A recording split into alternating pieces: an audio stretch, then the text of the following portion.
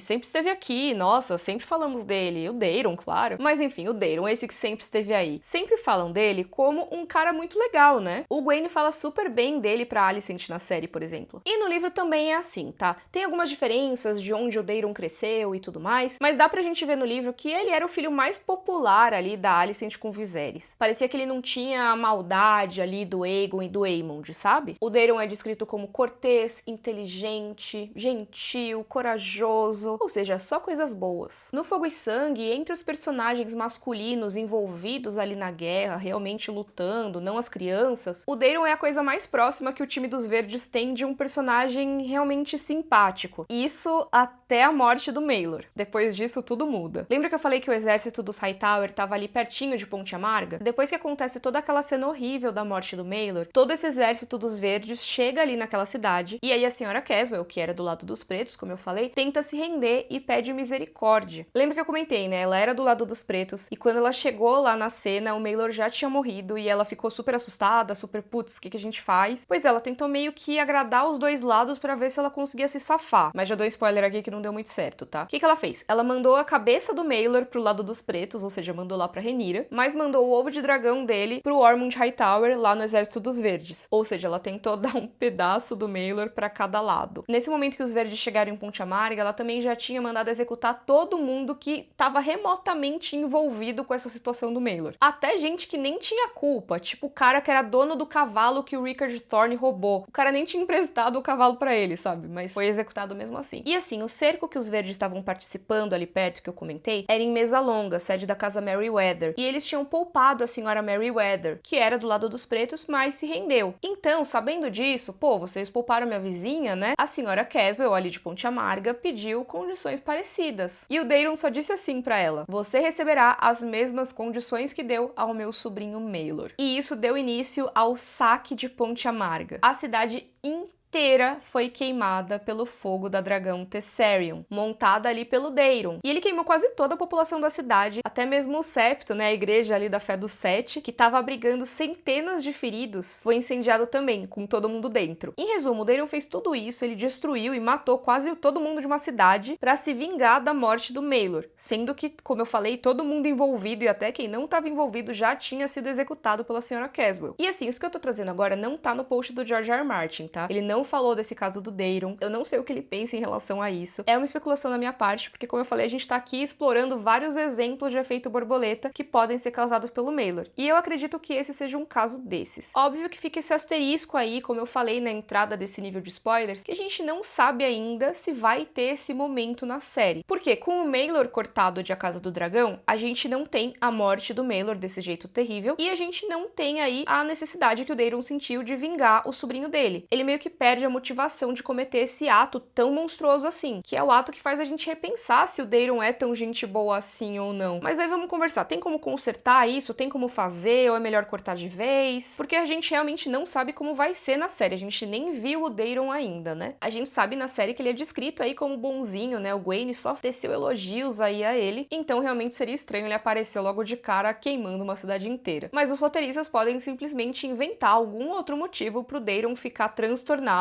e taca fogo na cidade. Mas teria que ser uma coisa muito impactante mesmo pra causar algo desse tamanho, né? Porque mesmo se a gente pensar no caso do Maelor, que é horrível, é uma situação terrível, a retribuição do Daeron é desproporcional. Então, o que eles teriam que fazer na série que fosse equivalente a isso pro Daeron fazer essa retribuição? Enfim. Mas também existe aquela possibilidade desse evento ser completamente cortado da série. Assim como não teve a cena do Rickard Thorne, poderiam simplesmente não ter esse momento aí do Daeron. Olha aí, menos uma cena de dragão pra eles gastarem dinheiro fazendo. Vantagens, né? Só que aí isso quer dizer que esse lado mais sanguinário do Daeron, esse lado mais de vingança, nunca vai ser mostrado, talvez. Então isso não vai fazer o público questionar os atos dele nunca, talvez. Ele vai ser sempre simpático 100% do tempo. Porque esse é realmente um dos únicos atos aí mais questionáveis do Daeron no livro. Então vai ficar realmente um personagem sempre muito mais bonzinho. Que, sei lá, tudo bem, mas realmente muda o personagem um pouco, eu acho. Então deu pra ver que esse bater de asas da borboleta já tá causando uma ventania, né? Mas, gente, piora. E muito. muito. Porque isso do Daeron, como eu falei, né, o personagem nem apareceu ainda, tá de boa. Vamos ver como vai ser na terceira temporada. É só especulação minha, pode ser que mudem tudo, sabe? Mas agora a gente entra, sim, em um baita spoiler da série, que vai acontecer, sim, com quase 100% de certeza, e envolvendo personagem importante. Não tô falando aqui de Daeron, que nem apareceu, nem de Rickard Thorne, que é secundário, terciário. Tô falando de um personagem muito importante da série. Então não diga que eu não avisei. Bora pro nível 4. Então, todos avisados, estamos aqui no nível 4 de spoilers.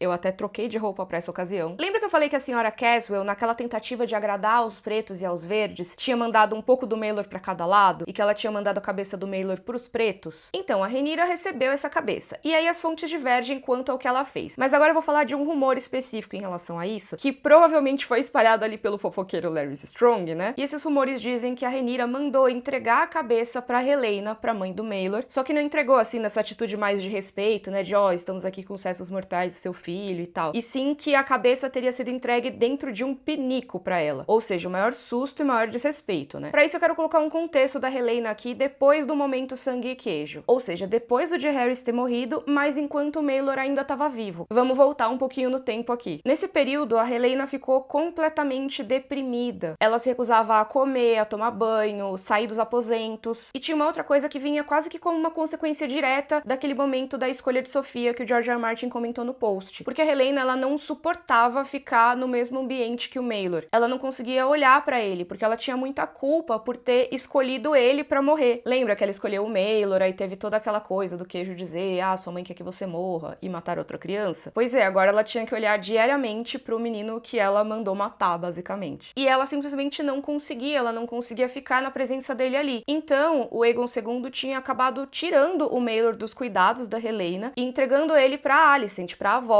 Ou seja, o Maelor ia ser criado pela avó dali em diante. Aí depois disso tudo rolou aquele plano da fuga da cidade, o Aegon e os filhos fugiram e o Maelor morreu, como eu já contei aqui. Eu vou aproveitar esse momento aqui pra colocar um aviso caso você queira pular esse trecho do vídeo, porque eu vou falar de atentados contra a própria vida e também vou falar brevemente de violência sexual. Então se você não quiser ouvir esse trecho, pula pra esse momento que tá aqui na tela, tá bom? Mas então, o post do George R. R. Martin recupera isso, da Helaena mal conseguir conviver ali com o Maelor, e ele diz, né, ela sabia que tinha escolhido ele pra morrer na cena da escolha de Sofia, e aí abre aspas. E agora ele está morto de verdade. As palavras dela se tornaram realidade. O luto e a culpa são demais pra ela. E aí a Helaena acaba tirando a própria vida, ela salta da janela dos aposentos ali na fortaleza de Maegor, e ela morre nas estacas que ficam no fosso ali ao redor dessa fortaleza. Ela tinha só 21 anos de idade. E assim, no livro existe bastante especulação em relação ao real motivo da morte da Helaena. Mas nesse post o autor meio que confirma que o motivo foi o Maelor, né? Ele fala que no livro, né, a terrível forma do falecimento do Maelor chega à Fortaleza Vermelha, e isso se revela como o estopim que leva a rainha Helaena ao suicídio.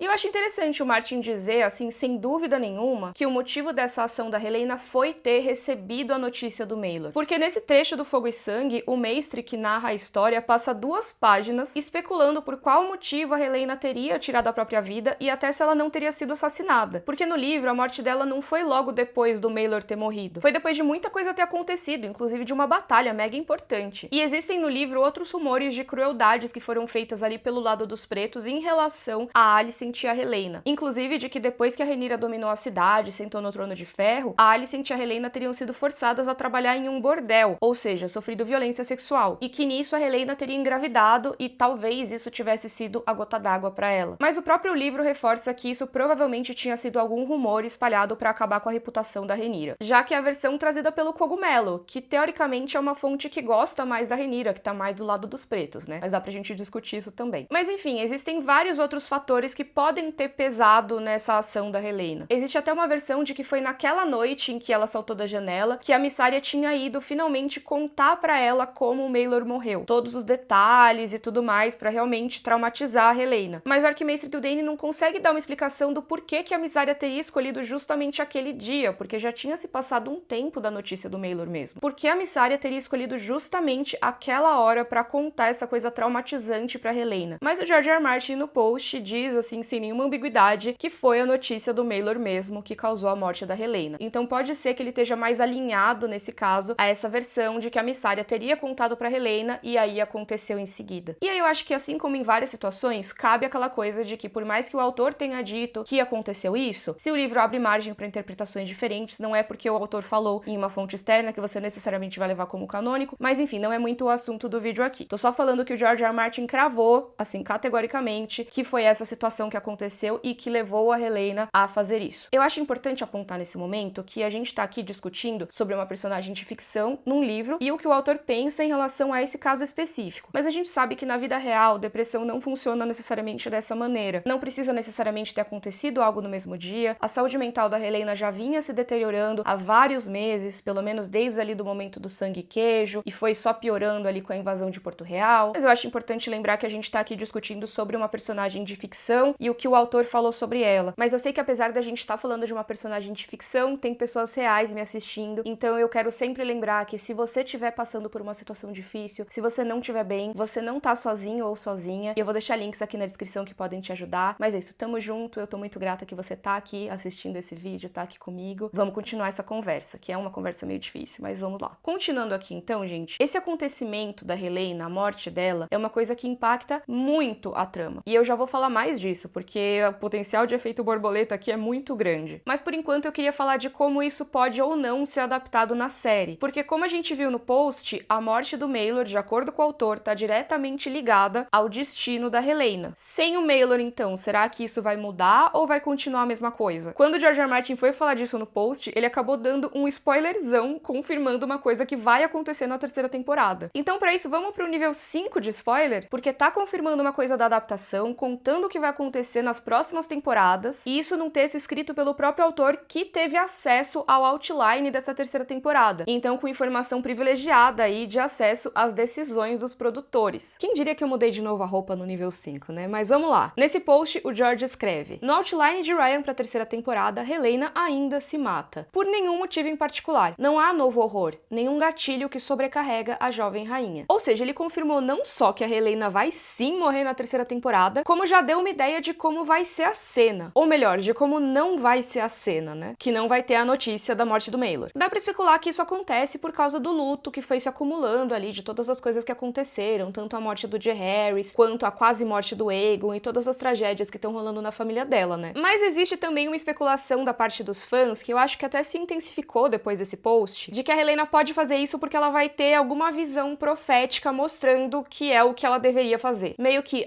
meu papel aqui foi cumprido e agora minha função é sair de cena pra causar um impacto na história. E isso se encaixa um pouco com o que a Helaena tem demonstrado nos últimos tempos, né? Na segunda temporada, por exemplo, quando o Aemond diz que poderia matar a Helaena, ela simplesmente diz: isso não mudaria nada. Ou seja, ela não tá com nenhum instinto de autopreservação, ela se considera como uma peça naquele grande jogo, que é uma coisa que a gente viu ser mencionada ali nas conversas da Alice Rivers e do Daemon, né? Essa coisa de que eles não são necessariamente jogadores, eles são só peças. Aliás, quando rolou essa cena da conversa da Helaena com o Aemond, eu achava, juro pra vocês, que o Aemond ia empurrá-la dali de cima, que já ia rolar a morte dela, ia ser uma forma deles encaixarem a morte da Helaena sem ter toda a história do Maelor conectada. E pra ser sincera, eu acho que até encaixaria, porque o Aemond tava naquele momento querendo forçar a barra pra ela voar com a Dreamfire, participar da guerra, e ela falou categoricamente que não iria, então talvez ele ali num misto de raiva, de ficar meio acuado por causa das coisas que ela tava falando, e também talvez por um desejo de liberar a Dreamfire pra que outra pessoa pudesse montar o dragão e participar da guerra, talvez ele pudesse ter feito isso naquele momento. Não sei se seria a melhor solução, mas na hora pareceu que aquilo podia acontecer. Não aconteceu, mas aí existe essa especulação de que pode ser que a Helaena decida simplesmente sair de cena por causa de profecia. Talvez uma coisa dela já saber o que a morte dela vai desencadear, que eu vou falar daqui a pouco. Mas sei lá se eu gosto tanto das coisas serem tão pautadas assim por profecia. Eu queria saber o que vocês acham aqui nos comentários. Vou falar minha opinião brevemente aqui. Eu até que gosto bastante dos papos de profecia que tem em A Casa do Dragão. Talvez eu goste mais até do que a média das pessoas que assistem a série. Porque eu acho bem legal mostrar como profecia é uma coisa que tá muito entrelaçada com a história dos Targaryen em Westeros. Mas apesar de eu achar isso, eu também acho que as motivações individuais dos personagens importam. Nem que seja pra entrar em conflito com esse esses presságios, com essas profecias. Afinal, George R. R. Martin vive dizendo que a única coisa que vale a pena escrever a respeito é o tal do coração humano em conflito consigo mesmo. E nesse caso, se for de acordo com a especulação que eu citei aqui, não teria conflito nenhum, né? Só uma personagem que cumpre cegamente os requisitos de uma profecia sem refletir muito a respeito. É claro que a gente ainda tem que ver como que vai ser na série mesmo, né? O George R. R. Martin só viu o outline, ele só viu uma previsão ali do que deve acontecer na temporada sem desenvolverem tanto assim. Então ele pode ter descrito pra gente uma coisa que não corresponde necessariamente à forma que vai ser desenvolvido no roteiro, mas eu confesso que tô com um pouco de receio sim. Tá, mas se isso aqui já foi uma grande revelação do post pra quem só acompanhava a série e não sabe o que acontece no livro, imagina que loucura se o George R. R. Martin colocasse também tudo que se sucede à morte da Helena, né? Como a morte dessa personagem impacta vários outros personagens e até a história de Westeros. Ele basicamente conta pra gente como a série deve acabar, tá? Ou pelo menos como é o final da Dança dos Dragões. Talvez a série acabe antes ou depois do fim da Dança dos Dragões, né? A gente não sabe até que ponto do Fogo e Sangue eles devem adaptar a história. Mas assim, eu acho que as coisas que ele falou devem estar ali pelo finalzinho da série, pelo final das últimas temporadas. E ele meio que joga esses spoilers em um único parágrafo. É um trecho recheadíssimo, então vamos por partes. Eu vou pegar primeiro as frases iniciais e depois a gente vai pros spoilers maiores. Porque já nesse começo tem umas diferenças bem grandes entre o livro e a série. O George R. R. Martin diz que a Helena era muito doce, gentil, muito amada pelo povo de Porto Real. Então, quando ela morre, existem esses rumores de que, na verdade, ela teria sido assassinada a mando da Rhaenyra. E a galera acredita nesse rumor. Como eu falei mais cedo, no livro eles discutem a possível causa da morte da Helena, e uma dessas possíveis causas é que alguém teria matado a rainha. Mas aí, quando começa a circular esse rumor de que a Rhaenyra teria mandado matar a Helena, a galera acredita e começa a se revoltar, já que todo mundo amava a Helena, ela era super querida pelo povo de Porto Real. Só que isso já é um pouco diferente do clima que a gente vê atualmente na série, tanto em relação a Rhaenyra quanto em relação a Helena. Se a Casa do Dragão for fazer essa revolta pelo mesmo motivo que no livro, eles criaram um problema aqui. Em relação a Rhaenyra eu já vou falar daqui a pouco, mas vamos falar da Helena rapidinho. Porque a gente vê na segunda temporada que a relação da Helena com o povo ali da cidade não é lá essas coisas, né? Principalmente depois daquela revolta que rolou com o povo faminto, em que ela e a Alicent talvez tivessem até sido mortas se elas não tivessem conseguido fugir a tempo. Então eu fico imaginando como que o povo vai se revoltar tanto pela morte da Helena quando chegar o momento de adaptar isso na TV. Ainda mais considerando que não vai ter essa notícia mais recente da morte trágica do Maelor, que é uma coisa que também faria o povo simpatizar com ela, né? A gente viu que houve aquela procissão ali pra tentarem fazer a galera simpatizar mais pro lado dos verdes, usando a morte do Jaehaerys pra isso. Só que a revolta aconteceu depois desse momento, então não dá pra dizer que isso ainda tá segurando o povo ali a favor da Helena. E a gente não vai ter a notícia do Maelor depois, então não sei o que faria o povo voltar a gostar tanto assim da Helena, né? E também nesse momento que a gente tá na série, a Rhaenyra tá bastante popular. Como que a notícia da morte da Helena, que não é tão popular, poderia afetar a percepção das pessoas em relação a Rhaenyra, caso surgisse um rumor de que foi ela quem mandou matar? Pra isso, bora entrar em mais spoilers aqui. Vamos pro nível 6. Esse trechinho do vídeo, pessoal, vai ser um pouco mais chato, porque eu vou avisar cada degrauzinho de spoiler que a gente descer, tá? Porque tudo a partir daqui é coisa que tem no livro, que é importante no livro e que deve sim ter na série. Porque mesmo se acabar sendo adaptada de uma forma diferente, faz parte integral das reviravoltas da história de Fogo e Sangue. Por enquanto eu vou falar da Rhaenyra em Porto Real, mas ainda nessas frases que George R. R. Martin trouxe. Porque lá no print que eu falei mais cedo, ele fala que a Helena era amada e a Rhaenyra não era. E como eu falei logo antes, a gente tá numa situação invertida na série nesse momento. Pelo menos nesse finalzinho da segunda temporada, a Helena não é amada e a Rhaenyra não é odiada. Muito pelo contrário. A galera tá lá toda feliz com a comida que ela mandou, por exemplo. Mas até aí, vou fazer a advogada do diabo aqui. Nesse período no livro, a Rhaenyra também é bastante popular. Não tem exatamente esse negócio da revolta, dela ter mandado os barquinhos com comida. Isso tudo é mais uma coisa da série mesmo. Mas no livro é mencionado que o povo deu as boas-vindas a Rhaenyra quando ela invadiu Porto Real. Isso porque a galera realmente não curtia muito o reinado do Aegon II, e eles também não curtiram quando o Aemond virou príncipe regente. Então a Rhaenyra parecia uma boa opção pra eles. Ou seja, no livro, assim como deve ser na série, a gente parte de um ponto em que a Rhaenyra é sim bem vista pelo povo. Na série a gente tá bem nesse momento aí, prestes a rolar a invasão de Porto Real. Pelo menos foi o que deu a entender a cena do finzinho ali da segunda temporada. Acabou ficando pra terceira, né, esse momento. Então já fica aqui o spoiler, né, de que sim, a Rhaenyra vai sentar no Trono de Ferro em Porto Real. A guerra ainda tá rolando nesse momento, mas a capital é do lado dos pretos por enquanto. O problema é que a popularidade da Rhaenyra começa a cair muito rápido. A gente ainda não sabe como e se isso vai acontecer na série. Eu imagino que vá, mas não sei ainda como. Mas no Fogo Fogo e Sangue, o povo de Porto Real começa a odiar a Rhaenyra por vários motivos. Eu vou falar só alguns deles aqui pra também não ficar muito grande. Primeiro que quando ela chegou lá, ela viu que não tinha dinheiro. Os verdes tinham sumido com o tesouro real. Então, pra ter grana pra continuar guerreando, o conselho da Rhaenyra aplica impostos muito pesados à população. No meio disso tem um monte de execuções rolando à torto e à direito. Então rola esse clima de medo na cidade. Aí tem um cara chamado simplesmente de Pastor que fala muito mal dos Targaryen. Ele fica falando o tempo todo que Porto Real tem que ser limpa dos dragões e dos seus mestres, ou seja, dos Targaryen, pra evitar que aconteça uma tragédia nos moldes da perdição de Valíria. E o público desse cara só cresce a cada dia. Ou seja, tem cada vez mais pessoas ali na cidade achando que o reinado dos Targaryen é uma praga, uma maldição. Além disso, no Fogo e Sangue, eles descrevem a Rhaenyra nesse momento como uma pessoa bastante paranoica, principalmente depois que acontecem algumas traições na guerra. Não é o assunto desse vídeo, mas rolaram algumas traições e a Rhaenyra começa a meio que achar que todo mundo vai trair ela. Ela começa a desconfiar dos próprios aliados, o que acaba repercutindo bem mal. Como eu falei, esse vídeo aqui é sobre efeito borboleta, então eu não vou entrar em detalhes disso aqui, nem se a forma que ela agiu ou deixa de agir é justificada ou não. A gente pode fazer outro vídeo sobre isso se vocês quiserem. Até porque isso que eu tô falando dos motivos pra popularidade são só uma explicação aqui, isso não tá no post do blog, tá? Eu tô só trazendo aqui os motivos pelos quais o George R. R. Martin fala que a Rhaenyra não era popular naquele momento. Mas enfim, com essas atitudes dela, que o livro coloca como motivadas pela paranoia, muitos dos aliados da Rhaenyra, do lado dos pretos, acabam deixando de apoiar ela. Enfim, a rainha não tá nada popular em Porto Real nesse momento. O povo, inclusive, deu a ela o apelido de Rei Maegor com Tetas, uma referência ao Maegor o Cruel, que é conhecido como um dos reis mais terríveis aí da dinastia Targaryen. Uma coisa interessante, né, é que como a série mostrou essa tentativa dos verdes de emplacar esse apelido, Rhaenyra a Cruel, até virou título de episódio, depois de tudo que rolou naquele momento sangue e queijo, eles tentaram culpar a Rhaenyra por isso e deram esse apelido pra ela, eles podem talvez resgatar isso na terceira temporada. Então eu acho que ainda pode vir aí essa coisa de Porto Real considerar a Rhaenyra uma governante cruel, sem escrúpulos e tudo mais. Talvez dê pra fazer isso na série, mas eu acho que vai depender muito de como eles desenvolverem, né? Porque ainda tem o negócio dela ter mandado a comida, das pessoas estarem meio que louvando a Rhaenyra quase, né? Mas enfim, no livro, nesse momento, ela tá extremamente impopular e sendo chamada de Rei Maegor com Tetas. E aí é nesse ponto que chega a notícia da morte da Helaena, e começa a circular o rumor de que foi a Rhaenyra que mandou matar. Pelas coisas que eu falei aqui, já deu pra entender que o povo tava bem aberto a receber esse rumor, né? E acreditar nele. Em Fogo e Sangue também dizem que a população de Porto Real acreditava que a Rhaenyra tinha sido responsável também pelas mortes do Jaehaerys e do Maelor. A Rhaenyra estava sendo responsabilizada pela morte de 3 pessoas inocentes que não estavam envolvidas com a guerra, sendo que 2 delas eram crianças. Na série, como eu falei, isso fica um pouco enfraquecido, porque teve sim a tentativa de responsabilizar pela morte do Jaehaerys, mas teve todo o negócio da comida, então meio que cancelou isso, na minha opinião. Agora ela parece que tá popular novamente. E não só não vai ter a notícia do Maelor pra abalar essa popularidade, como também a morte da Helaena não deveria, pelo menos, ter o mesmo impacto na série do que tem no livro, já que a gente viu que ela não é assim tão amada pela população. É isso, eu acho que na série eles devem tentar fazer esse negócio da Rhaenyra ser culpabilizada pela morte da Helaena, mas pra fazer isso de forma convincente eles precisam de 2 coisas. Primeiro, fazer as pessoas odiarem a Rhaenyra como governante, e segundo, terem um motivo aí pra ficarem muito revoltadas, extremamente revoltadas com a morte da Helaena. Sobre a popularidade da Helaena eu já falei bastante aqui, então não vou me alongar nisso, mas em relação à popularidade da Rhaenyra, a gente viu que muita coisa na série fala sobre mal entendido, sobre rumores, e como eu falei que o negócio da Helaena é bem diferente no livro e na série, eu acho que pra fazer as pessoas se revoltarem em relação a isso, elas precisam estar extremamente insatisfeitas com a Rhaenyra, pra que meio que qualquer coisinha, sabe, qualquer notícia mais negativa, mais séria, mais tensa, qualquer rumor assim mais grave, pudesse fazer elas se revoltarem. E nesse caso, pra ser sincera, eu acho até que eles conseguem contornar isso relativamente fácil, tá? Se a série construir certinho, eu acho que rola, mas pra isso eles vão precisar mostrar a Rhaenyra fazendo coisas bem questionáveis. E eu confesso que, levando em conta o que rolou nas primeiras temporadas, eu não acho que eles queiram levar essa Rhaenyra mais sangue nos olhos que tem no livro muito pra frente, sabe? Eu acho que eles estão fazendo ela sempre muito, não, vamos lá, não sei o quê. Deu uma mudada ali na semeadura, né, que ela forçou as pessoas a ficarem ali com os dragões, mas não acho que tenha mudado tanto assim. Eu acho que pra fazer o povo de Porto Real realmente odiar a Rhaenyra, eles vão ter que fazer ela tomar atitudes muito, muito sérias nessa terceira temporada. E eu simplesmente não sei se eles têm aí a coragem de fazer isso. Vamos ver. Mas tem uma outra possibilidade, né? Essa série, ela se constrói muito em cima cima de mal-entendido, de propaganda, e talvez seja aquela coisa, não, mas a Rhaenyra não fez nada, e tem rumores circulando ali que o Larys Strong espalhou, e aí por isso as pessoas acreditaram? Pode ser. Ou até, né, a Mysaria, se ela não for tão leal assim, espalhando alguns rumores, trabalhando ali como uma agente dupla, quem sabe, né? Aqui estou só especulando, mas chega de especulação que esse vídeo já tá gigante. O que importa é que no post o George R. R. Martin fala sobre como a morte da Helaena é o estopim para uma coisa muito maior. Ele fala, naquela noite um levante sangrento tomou conta de Porto Real. Foi o que escrevi em Fogo e Sangue. É o começo do fim do domínio de Rhaenyra sobre a cidade, o que, em última instância, leva ao nível 7 de spoilers. Olha lá, calma, gente, não vou ler aqui o que vem depois porque ficou aviso, nível 7 de spoilers. Agora sim a gente entra na fase final do que o George R. R. Martin falou. Então fica aqui o aviso. Se você não quer saber o destino de alguns dos personagens mais importantes da série, o fim da guerra e tudo mais, para agora. Vai ler o livro e volta aqui depois pro vídeo. Eu vou até trocar de roupa pra esse nível. Ok, tô pronta pro nível 7 agora. Como o George R. R. Martin diz, a morte da Helaena gera um levante sangrento em Porto Real e também o começo do fim do domínio de Rhaenyra sobre a cidade. E ele tá certo. Lembra que eu falei lá atrás que tinha esse cara chamado Pastor que ficava o dia todo falando mal dos Targaryen e dos dragões? Pois é, as pessoas começaram a ouvir as palavras dele cada vez mais. E ele dizia, né, que o estranho tava chegando. O estranho é uma das faces dos 7 deuses, né? E ele é a face que representa a morte. Ou seja, a morte ia cair sobre Porto Real. Aliás, aquele rumor que eu falei que tava circulando em Porto Real, de que a Rhaenyra que teria mandado matar a Helaena, no Fogo e Sangue existe uma especulação de que talvez tenha sido o próprio Pastor que espalhou esse rumor. Mas pode ter sido Larys também. Seja pelo Pastor ou pelo Larys, o que importa é que depois da morte da Helaena esse rumor se espalhou e o povo se revoltou tanto que nem os guardas ali dos Mantos Dourados conseguiram conter. Vários guardas acabaram morrendo. Eles tentaram prender o Pastor e não conseguiram. Diz até que naquela noite que a revolta começou, o Pastor já estava controlando metade de Porto Real. Ele se tornou uma das principais figuras de liderança dessa rebelião. Mas também surgiram outros líderes nessa época, que são o Trystane Truefire e o Gaemon Cabelo Claro, ou Gaemon Pale Hair. Esses dois eram apontados como supostos bastardos Targaryen. E os dois eram crianças, tá? Mas os responsáveis deles começaram a angariar seguidores no nome deles. E eu não vou falar tanto deles agora porque eles ficam importantes mesmo mais pra frente, mas é só pra vocês saberem que além do Pastor tinha mais gente ali brigando pelo território em Porto Real. Só pra dar uma dimensão de como depois da morte da Helaena, Porto Real acabou se dividindo em várias facções e tava uma maior bagunça. A cidade toda tava literalmente pegando fogo, com vários focos de incêndio, vários focos de conflito também, e nenhum dos poucos aliados que tinham sobrado pra Rhaenyra conseguia conter aquela turba toda. Parecia que não tinha como ficar pior, mas piorou e muito. Porque como o tal do Pastor falou que o grande problema de Porto Real era ter dragões e que os dragões tinham que ser eliminados e tudo mais, o povo ouviu e foi lá tentar matar os dragões. Eles se reuniram para atacar o Fosso dos Dragões, que é aquele lugar que apareceu na série várias vezes, onde os dragões ficam estacionados, sabe? De onde a Rhaenys escapou na primeira temporada e tal. E nesse momento do livro em que o povo se une para ir lá atacar o Fosso dos Dragões, tinha 4 dragões alojados lá. E esses 4 foram mortos. Além de um dragão que não estava lá originalmente, mas foi morto mesmo assim durante essa situação, que é a Syrax. Sim, gente, eu falei que ia contar muita coisa e eu nem comecei ainda. E assim, essa história de como a Syrax morre, tudo que envolve isso é horrível, mas vou resumir bastante aqui. Estavam rolando todas essas revoltas, a situação em Porto Real tava super preocupante, e lá na Fortaleza Vermelha eles souberam que o povo tava indo lá atacar o Fosso dos Dragões. Nisso, o príncipe Joffrey Velaryon, que era um dos filhos da Rhaenyra, fica muito preocupado com o dragão dele, o Tyrexis, que tava lá no Fosso dos Dragões. E ele quer muito tentar ir lá salvar o dragão dele, só que a Rhaenyra não deixa. Tem muito essa coisa no Fogo e Sangue de que a Rhaenyra ela não deixa os filhos irem, né, nas coisas. Eles pedem pra lutar e ela não deixa que eles vão. Até porque tem vários casos de perdas dela e tudo. Mas enfim, ela nunca deixou o Joffrey fazer muita coisa. E nesse caso ela falou, não, a gente precisa que todo mundo fique aqui pra proteger a Fortaleza Vermelha e tudo mais. Então ela proibiu ele de ir. Ou seja, ele meio que ia acabar vendo o dragão dele ser morto sem poder fazer nada. Então ele vai lá escondido e monta a Syrax, o dragão da Rhaenyra, que estava estacionado lá na Fortaleza Vermelha. Era o único dragão ali em Porto Real naquele momento que não estava no Fosso dos Dragões. Aí o Joffrey vai lá, meio que rouba a Syrax e sai voando nela pra tentar ir lá proteger o Tyrexis. Mas tem uma coisa que eu sempre falo aqui nos vídeos, eu repito bastante isso, que é a conexão entre um dragão dragão e um montador é muito especial, é uma coisa muito única. Então só existe uma conexão por vez. Se o dragão tem um montador que ainda tá vivo, ele não vai aceitar outra pessoa montando ele assim desse jeito. Pelo menos pelo que a gente sabe até hoje em relação a essa conexão. Talvez revelem mais coisas lá pra frente. Mas eu acho que essa história serve como argumento de que é isso mesmo. Por quê? A Syrax era montada já pela Rhaenyra. Ela já tinha essa conexão com a Rhaenyra. E o Joffrey também já tinha conexão com outro dragão, com o Tyrexis. Então, quando ele tentou montar a Syrax, não deu certo. E ele caiu lá de cima do dragão. Ele não conseguiu se manter em cima do dragão. E a Syrax ficou lá no meio do povo, atacando eles e morreu também. Tudo isso enquanto a Rhaenyra olhava lá do castelo. Ou seja, em uma só noite morreram 5 dragões. O que é uma parte bem significativa de todos os dragões que existiam no mundo todo. Porque vários outros já tinham morrido na guerra também. Na série, se eles forem adaptar esse momento, é possível que tenha menos dragões ali no Fosso dos Dragões quando chegar essa hora do ataque. Porque na série eles não chegaram a mencionar se o Jaehaerys e a Jaehaera tinham dragões. No livro eles tinham dragões. E os dragõezinhos deles, os Shrykos e o Morgul, foram os primeiros mortos pelo povo nessa hora da invasão. Mas o Jaehaerys e a Jaehaera não terem dragões, eu não acho que cause também tanto efeito borboleta assim. Porque simplesmente pode ter uns dragões lá no Fosso dos Dragões que não tem dono e aí mostram matando esses. Ou às vezes eles só cortam porque é caro animar dragão, então quanto menos dragão melhor, não sei. Mas existe um problema que é o Joffrey, filho da Rhaenyra, ser bem mais novo, pelo menos na aparência, na série do que no livro. Na série ele ainda é bem criança, né? Mas no livro ele já é mais adolescente. E as coisas da Dança dos Dragões acontecem muito rápido no livro, tá? É um período, acho que de 2 anos. Então se eles forem seguir mais ou menos a linha do tempo ali, não daria pro Joffrey estar tão crescido nessa época, né? Mas também vai que eles decidem estender essa história por mais tempo, deixar os personagens mais velhos, vai saber o que eles têm planejado aí. E só pelo spoiler mesmo, já que vocês pediram spoiler, eu vou contar aqui o outro dragão que eu não tinha mencionado, que morre também nesse ataque, que é um dos meus favoritos de todos, a Dreamfire. E aí eu fico muito triste, porque, poxa, eu já odeio quando um dragão morre, aí vão lá e me matam 5 de uma vez. Mas é aquilo, esse momento, apesar de dolorido, ele é muito importante pra Dança dos Dragões. Talvez até um dos mais importantes de todos, se a gente levar em conta que a Dança dos Dragões, ela funciona meio como uma explicação de como os dragões foram extintos ao longo do tempo ali em Westeros. E é muito doido pensar que o estopim para esse evento tão importante, tão essencial, é a repercussão da morte da Helaena, né? Que, por sua vez, tem como estopim a morte do Maelor. Algo muito diferente da série pro livro. Aí é aquilo, né? Como a invasão ao Fosso dos Dragões é um dos momentos mais essenciais dessa guerra toda, dessa história toda, eles têm que colocar isso na TV. Eles têm que fazer isso acontecer na série. Só que eles vão ter que se virar pra fazer isso acontecer sem esses acontecimentos que vieram antes. O nível 7 podia ser o último desse iceberg de spoilers, mas eu vou levar vocês pra mais um nível, o último deles. Bora pro nível 8, porque agora a gente vai saber o fim da guerra. Porque sim, naquele post do George R. R. Martin, como eu falei, ele acaba contando, sim, o fim da guerra. Ele conta como uma das personagens principais de A Casa do Dragão morre, sem nenhuma cerimônia praticamente. Eu vou colocar aqui na tela agora toda a frase do George R. R. Martin e vou lendo com vocês. Lembrando que aqui ele tá falando a partir da morte da Helaena, que fez a população se revoltar, né? É o começo do fim do domínio de Rhaenyra sobre a cidade, o que, em última instância, leva ao assalto ao Fosso dos Dragões e à ascensão da Turba do Pastor, que leva Rhaenyra a fugir da cidade e a voltar para a Pedra do Dragão e a morte. Pois é, eu avisei, não venho reclamar de spoiler nesse vídeo não, porque o tanto de aviso que eu dei, não digam que eu não falei que eu ia contar isso, eu tô falando faz 1 hora aqui. Mas é, gente, é isso mesmo que o George R. R. Martin falou, tá? Depois que tem um ataque ao Fosso dos Dragões, que morrem todos esses dragões, morre a Syrax e morre o Joffrey, a Rhaenyra tá em luto, tá sem dragão e tá sem ter como combater todas essas rebeliões que estão rolando em Porto Real. Aí os poucos aliados que ela ainda tinha convenceram ela a fugir da cidade. Mas, gente, a situação tava deplorável, tá? Porque metade dos guardas abandonaram ela no caminho, simplesmente desertaram. Eles foram atacados por um monte de gente na estrada, assim. E os castelos pelos quais ela passou estavam praticamente recusando abrigo. Eles meio que deixavam ficar um pouquinho, mas ela já tinha que ir embora logo, sabe? Aí ela acabou decidindo que ia fugir pra Braavos, em Essos. Só que nem o dinheiro pra para pagar o barco para ir embora ela tinha. Ela teve que vender a própria coroa para conseguir pagar o barco. E antes de ir para Bravos, ela decidiu dar uma passadinha ali em Pedra do Dragão para pegar um ovo de dragão, porque lembra, a Syrax tinha morrido no ataque ali ao fosso. Então a esperança da Rhaenyra era levar um ovo de dragão com ela para que esse ovo chocasse e ela pudesse ter um dragão novamente. E aí, chegando em Pedra do Dragão, é exatamente o que o George R. R. Martin falou. Ela morreu. Ela foi traída pelos próprios aliados e morta ali mesmo quando chegou pelo Aegon II. Porque, sim, lembra que ela estava procurando ele em todo canto? Ele estava no último lugar que ela ia procurar. Bem debaixo do nariz dela, né? Pedra do Dragão é extremamente perto de Porto Real e era o lugar onde a Rhaenyra morava e passava boa parte do tempo. Só que ela foi invadir Porto Real e aí o Aegon praticamente trocou de lugar com ela. Não foi exatamente assim, mas foi meio que isso. Aliás, eu não queria entrar em detalhes da morte, porque esse é um vídeo, como eu vivo falando aqui, sobre o efeito borboleta. Mas tem um efeito borboleta que não tá no post do George R. R. Martin e eu acho que vale a pena citar brevemente aqui. Porque tem um monte de gente que fica comentando os meus vídeos falando sobre como o Sunfyre, o dragão do Aegon, tá morto. E eu vivo dizendo que é muito difícil ele tá morto mesmo, tá? Mas insistem nos comentários de que,